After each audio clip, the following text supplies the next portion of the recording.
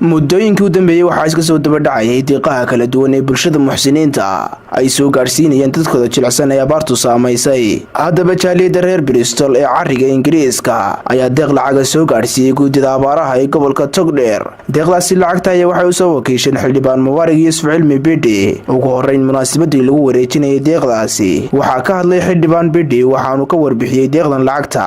waxaan maanta halkan doonayaa inaan ku wareejiyo lacag ay soo wakiisheen jaaliyadda Somaliland ee Bristol oo lacag ay soo direen oo ay ku soo direen ay ugu talagaleen ay ku soo direen guddida tabarucaadka abaaraha ay soo direen oo ay ugu talagaleen abaaraha.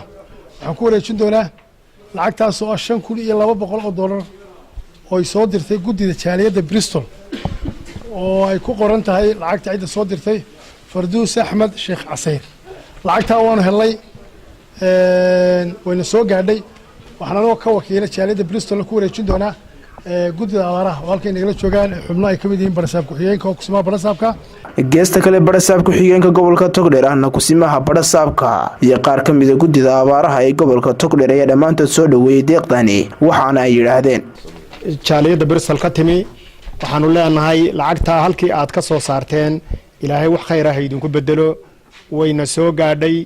waa taymka barasaabku uu gudoomay dadkii soo diray ayuu baan ugu mahadnaqayaa.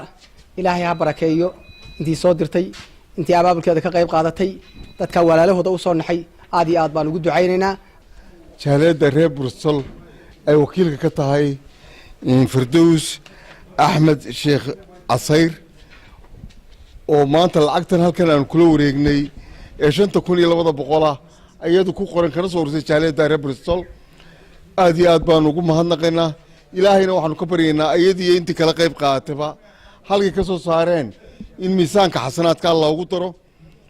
maanta waxaanu mahad labaad aan u siinaynaa waa akoonkii guddida taakulaynta abaaraha. waa midharka keliya ee kusoo guray lacagta ee ku soo shubay. aad baanu taan ugu mahadnaqaynaa. waxaa weeyaan neefka calooshiisiina waa idin ducaynaysaa. qofkii haraadanaa ee la siiyey ama biyaa loo siiyeyna waa idin ducaynaya. waa Cabdisalaan Axmed Cawad Cabdi Germany Bulsha TV Burco.